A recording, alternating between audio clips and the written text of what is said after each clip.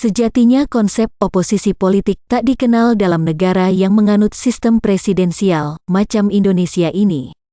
Dia ada dalam negara yang mengambil bentuk pemerintahan bercorak parlementer. Dalam sistem presidensial, kedudukan kepala pemerintahan kokoh karena beroleh dukungan langsung dari rakyat lewat pemilihan presiden secara langsung. Jatuh bangun pemerintahan tidak ditentukan oleh seberapa besar dukungan politik terhadap pemerintah di parlemen. Jadi, aneh jika ada presiden di sebuah negara yang menganut sistem presidensial berhasrat betul meraup dukungan suara jumbo dari parlemen. Ini namanya sistem presidensial rasa parlementer. Namun faktanya publik kadung melabeli pihak yang berseberangan dengan pemerintah sebagai oposisi politik. Bisa jadi labeling ini, di luar persoalan salah kaprah tadi, terbangun lantaran ada fungsi controlling, pengawasan terhadap pemerintah, yang melekat dalam parlemen, di samping legislasi, pembuatan undang-undang, budgeting, pembuatan anggaran, dan political representation, perwakilan politik. Sekali lagi, sekeras apapun fungsi controlling itu dijalankan, dalam skema sistem presidensial, jauh dari kata kehendak menjungkalkan pemerintah. Jadi, tak perlu paranoid terhadap partai yang mengambil sikap dan konsisten beroposisi politik. Tak perlu pula berpayah-payah memperbesar koalisi pemerintahan di parlemen, seperti saat ini di mana partai koalisi pemerintahan menguasai 471 kursi atau 81,9% dari 575 kursi di DPR.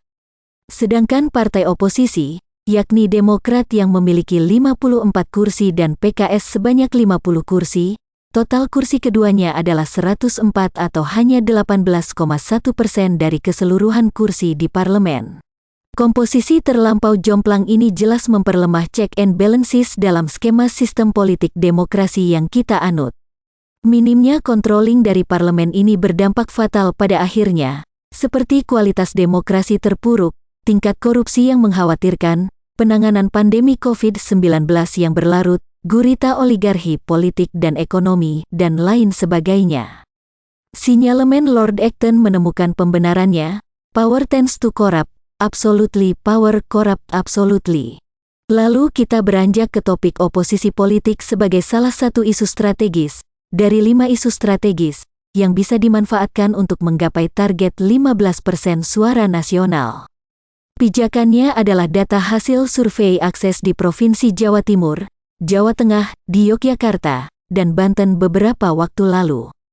Geledah opini publik dengan 1.200 responden di setiap provinsi itu bertajuk Survei Peta Politik dan Perilaku Pemilih Pemilu 2024, menggunakan metode multistage random sampling. Apa temuan terpenting dari survei tersebut bagi PKS?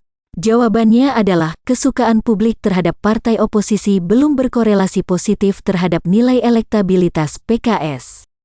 Di 4 provinsi lokasi survei tersebut signifikan jumlah responden yang suka kepada partai politik yang bersikap oposisi terhadap pemerintahan Presiden Joko Widodo.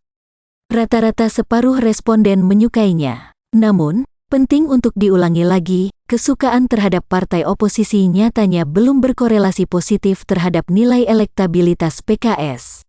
Padahal PKS adalah partai pertama, terdepan, dan konsisten dalam bersikap oposisi sepanjang 2 periode masa jabatan pemerintahan Presiden Joko Widodo.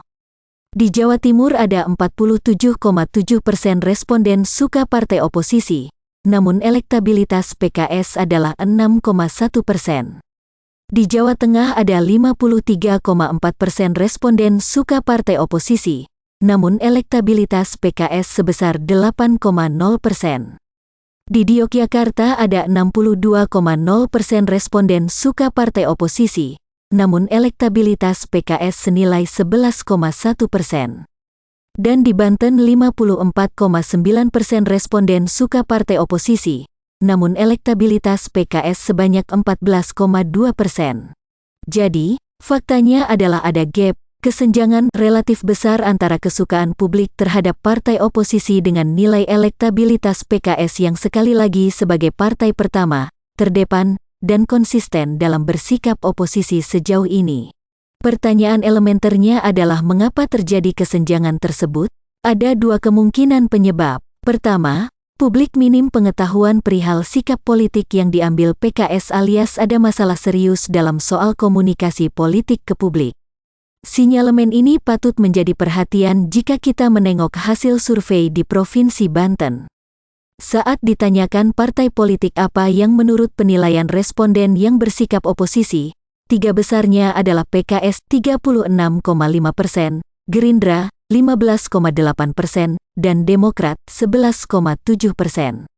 Di sini, Gerindra adalah fenomena menarik, yakni sebagai partai penguasa namun dipersepsikan juga sebagai partai oposisi. PKS yang terdepan dan terkemuka dalam garis oposisi politik tak meraih bahkan oleh separuh responden sekalipun. Kedua, soal wacana yang diproduksi dalam arus besar hegemoni koalisi pemerintahan. Di sini relevan mendiskusikan soal kontekstualitas wacana yang dikeluarkan oleh elit partai yang terkait dengan isu-isu substansial yang relevan dengan kepentingan publik.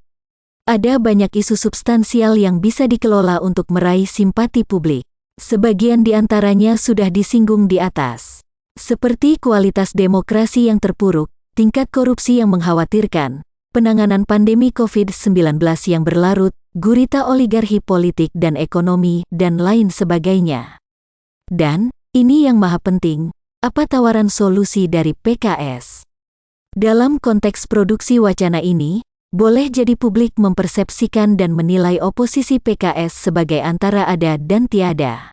Dalam sisa waktu sekitar 2,5 tahun menuju 2024 ini tak pelak harus memanfaatkan kesukaan pemilih akan partai politik yang bersikap oposisi dengan cara publikasi masif bahwa PKS adalah partai oposisi. Tentu saja bukan sekadar asal beda, tapi konstruktif dan solutif. Kamarudin, founder Access School of Research.